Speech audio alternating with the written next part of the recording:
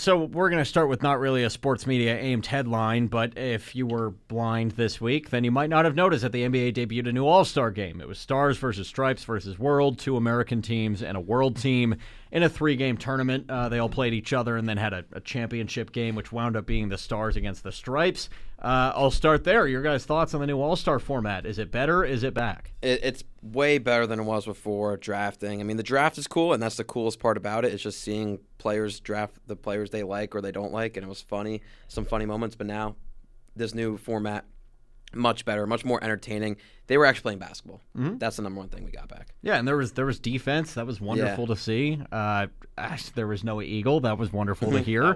The NBA viewership is at its highest point pre-All-Star break since 2018. This time last year, like pre-Luka trade, everyone, there was a discourse about the NBA is done. I still think that was a scripted trade to make sure the NBA wasn't done, but I digress. But now they're at an all-time high. The Thunder just won the championship, and everybody hates the Thunder, and they're winning right now. It's not like all the Spurs fans are coming back out of the woodwork. So my question is, what changed from now and then? Why are people watching the NBA? I mean, I feel like it's easy to answer the fact that ESPN was just getting old, and ESPN still does games, but ESPN was getting old, and now people are watching NBC and Prime. Okay. But I don't know if that's really it. I don't know what this new change is with the NBA that everybody's watching again, because it feels like the regular season play is the same we've seen for the past 5 years. I mean, it's just still the same narratives about there's load management and this and that, but I think at least from kind of an outsider, I'm not a big 82-game watcher. I can say that things like the NBC stuff, like the Prime stuff, would make me more likely to turn on a basketball game than I was in the past, just by who they've got on the broadcast, in the broadcast booth, the production, the teams that are doing the pre and post, everything about, at least for me, network-wise, is what would draw me back to the game, as opposed to just the actual play itself. You're pretty like-minded there. I don't know how much that's, the general fan is viewing themselves off of that. It's weird because modern basketball follows, especially in the NBA, follows such a formulaic type that 9 games out of 10, probably 19 games out of 20, you're going to watch pretty much the same game. Someone goes off, there's a chance at a triple-double on either side. Probably someone's going to drop 30, and then it ends in a foul game for the final 5 minutes. But they've been closer games, I guess, which is a decent part about it. There hasn't been really any breakaway player this year. The MVP race is still really close. The race at the top of the conferences are really close. But it's also not like big teams are winning games right now. The Celtics aren't number 1 in the East, and the Lakers aren't number 1 in the West. So I really think, we'll talk about the media standpoint. The wrong games go to national television, which is a really big problem, and the NBA needs to figure out its national TV rights, because there's no reason we should be watching Hornets Cavs called by Mike Breen and Richard Jefferson. But I also think having a national broadcast every night of the week, it helps and hurts. Obviously, viewership is up with that. They've got, the games. I think it's Sunday night basketball on NBC, and then I think Monday ESPN, Tuesday Prime, and then an NBA TV day, and then I think it goes back to Prime or whatever.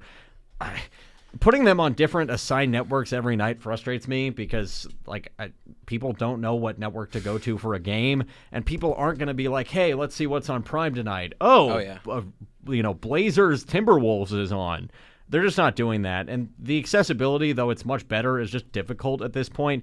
There's also not a whole lot of hype from said networks. Inside the NBA is completely gone, or not completely gone, but basically gone. There's not we're still getting the writing of John Tesh bringing back Roundball Rock on NBC. So the presentation, I think, is a lot better. But to be honest, I'm with you guys. I don't really know where this divide happened and why people are suddenly watching basketball now. I really think the true answer is the Luka trade revitalized basketball fans, because they realized that we need professional basketball in today's society. And so it just kind of changed the script a little bit. There was a new champion as well. And I don't know. It's nice to hate a good team, and it's nice to have your team feel appreciated, which I think most people are at right now in a spot in the NBA. There's not a whole lot of them that feel dead in the water. So that's my monologue on why I think NBA viewership has changed, and it takes us right up to the end of the sports media point. Beautiful. I mean, I think, it's also something with, I guess people like the new players. I mean, it's weird because, you date back to 2018 where, it's the most viewers since 2018. Top players, KD, LeBron, Curry, Kawhi, Russell Westbrook when he was mad at KD, it was great stuff. Now it's SGA, Jokic, Luka, Ant, like those are all great players and they're all very exciting to watch. They're not really box office pullers like LeBron and KD and Curry were, and that's where I'm also confused on where people are getting more. You're getting more viewers to watch the games. Go ahead. Well, again, this is all outsider perspective. I don't watch much NBA, but part of it is I think every single guy you just mentioned is still in the league. I think part of that is for what that's worth. I'm not really sure, but the fact that you can still turn the game on and watch KD and Kawhi and Russ and Curry and LeBron, albeit for the next maybe 2 years, and that's it. That could be part of it. It's like, hey, this is the last dance we're gonna have. LeBron's probably retiring after this year. The way people keep talking about him, he had that whole thing in Cleveland where he started crying after they showed that video. Feels like he's on a retirement tour without saying it, which LeBron doesn't want a retirement tour. That's a little weird. So I think it's a lot got to do with the fact that like this is probably some of the last hurrahs for a lot of the heroes of basketball of the last 20 years. I think that's true. Like Kendrick Perkins said yesterday, though, like young NBA players aren't idolizing LeBron James, which I think is very true. To your point, Jack, it's weird to find like marketable players in basketball. We see SGA everywhere, and I hate it. But he's really one of the only marketable people. Jokic isn't. Doncic isn't going to be doing ads. Giannis doesn't do ads. Yeah. Wemby, he's like half and half. But he's a cool, like, he's a very good interest piece for the sake of the NBA, but I don't think he's a face in the same way KD and LeBron were. Ant's not going to be doing that stuff because Ant's too dramatic. He's just one-dimensional. He's Yeah, just a funny doing guy. his own shindig. So it's interesting that like it's at such a high viewing point. I almost wonder if it's because it's not, for once, not dominated by the same faces. We're not seeing Cavs Warriors every year. There's variance now in the MVP. Finally, it's not Jokic Embiid every season. There's variance in who wins not even wins the West and the East, but who wins playoffs series. And while the play-in stays about the same, the playoff framing looks different every year. So I think that's probably part of it. Is there's just variety finally in basketball that we haven't had in quite a while. I think the last thing is like also like the teams that are big markets are winning.